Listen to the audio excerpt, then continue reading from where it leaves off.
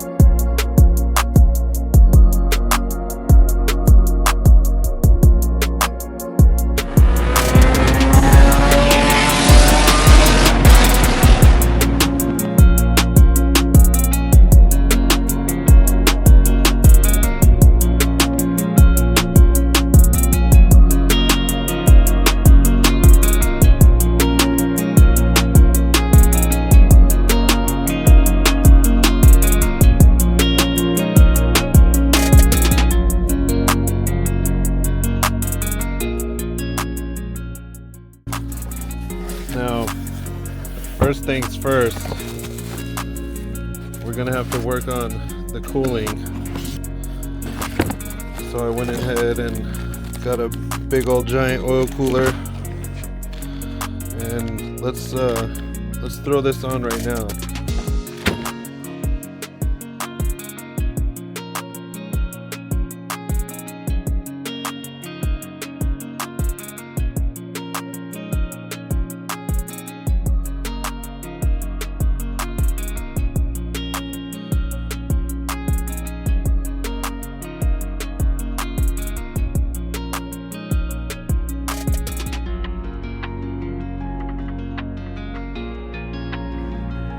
The sandwich plate thing on.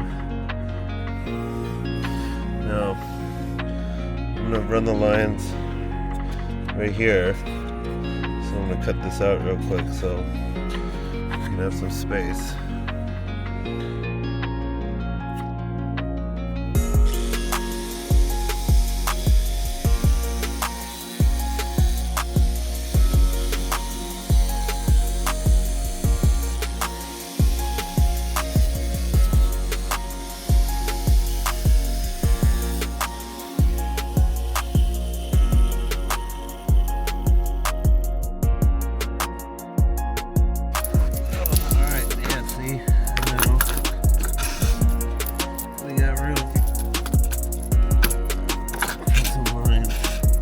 So if,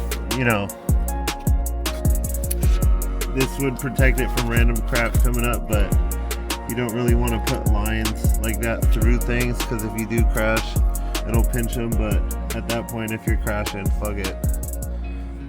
Yep, alright, there. Got the bottom part done. Got the good stuff. The VR1 2050. I'm gonna be sure to fill this thing up before I install it, and then make sure you unplug something so the car doesn't start, and then you crank it over for a little bit so there's oil in the system, and then you can start it. Alright, the cooler's on there for now, temporary, just holding. Yeah, tuck that back here. Time to fill it up with some oil and let it warm up, and then see if the oil cooler is getting warm, and then that's how we know if it's working.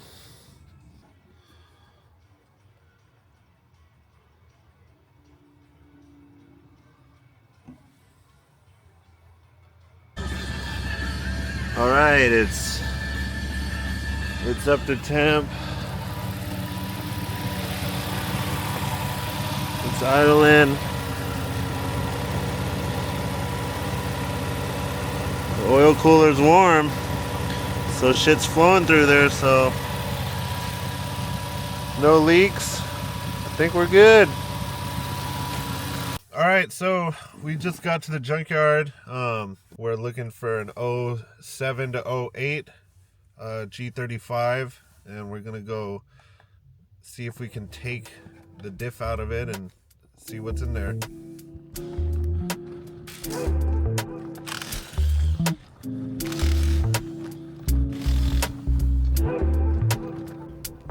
Here it is. Now, if you guys didn't know, you can check the junkyard's website, and they'll tell you what row and what space the car is in their inventory, and that makes things a lot easier than walking around searching for stuff like we used to do back in the day. Alright, we're gonna first get the diff out and then open it up and make sure it's the right gear ratio we need.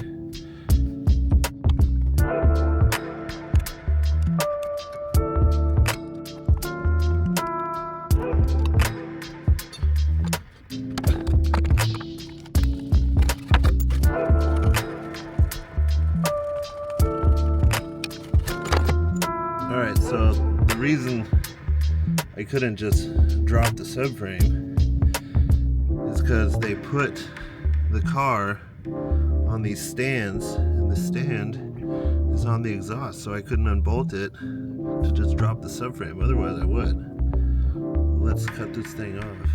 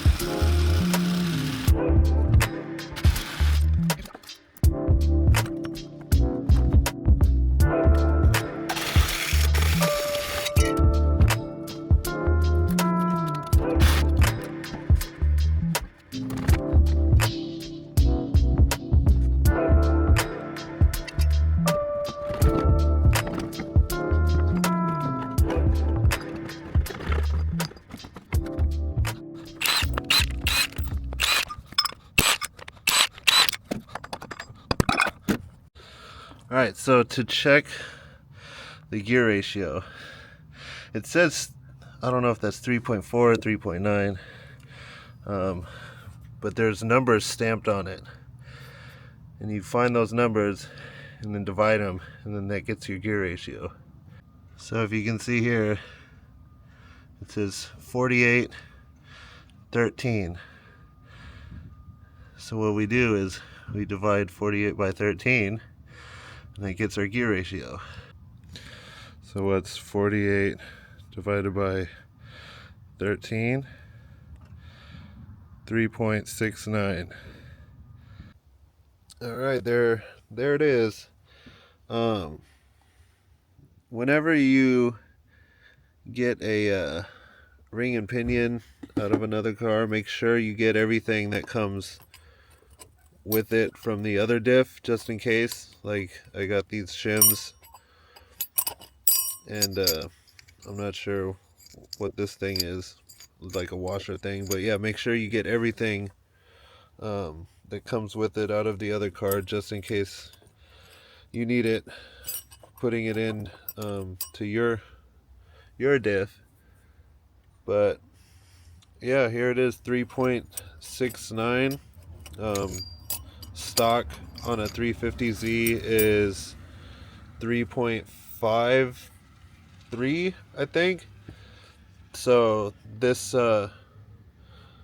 it's not gonna do a lot, but it'll help a little bit. And since I'm gonna take out the diff anyways to weld it, yeah, we'll be golden.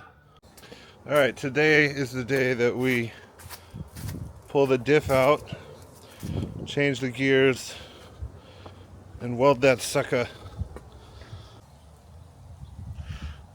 Don't forget your safety glasses. Alright, well that was a battle, but the diff's out. Alright, the diff is all welded. I forgot to take the camera, but here's a quick clip of me welding the diff.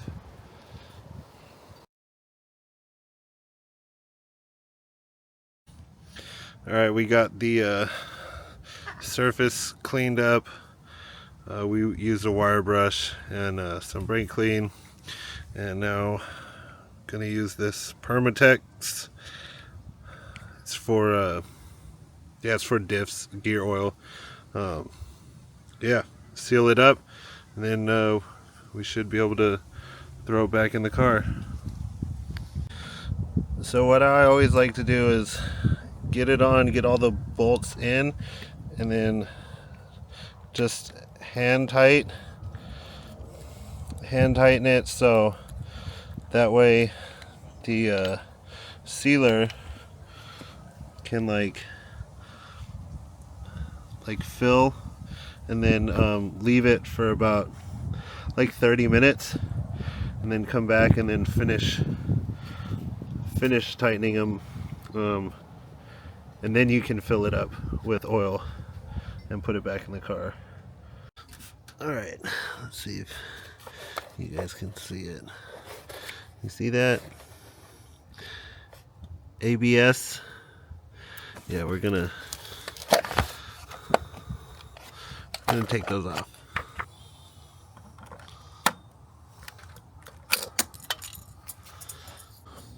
Alright, we took out that fuse, and I removed the pins from the two that were the ABS, but I left the main one for the ignition. So let's get it back in.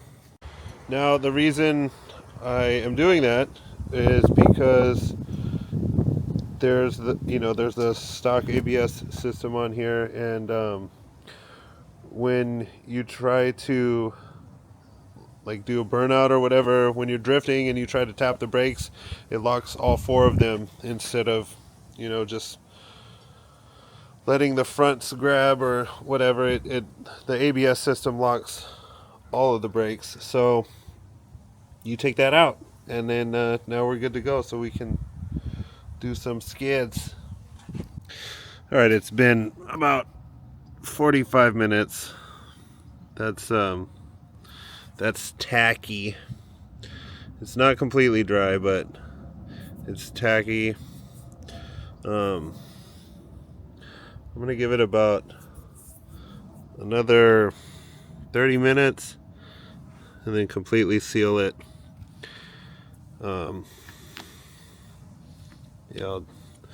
Because it's a pain when you get it back in the car and then you notice there's like a slow leak coming out of it. That's happened to me a few times, and it's not fun. So you want to make sure you do it, get it sealed the right way the first time, so you don't got to take it back out.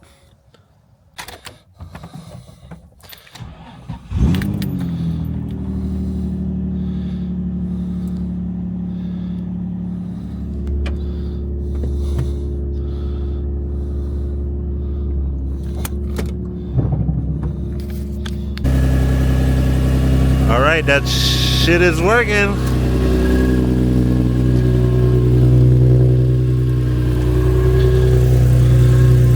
Both wheels is spinning.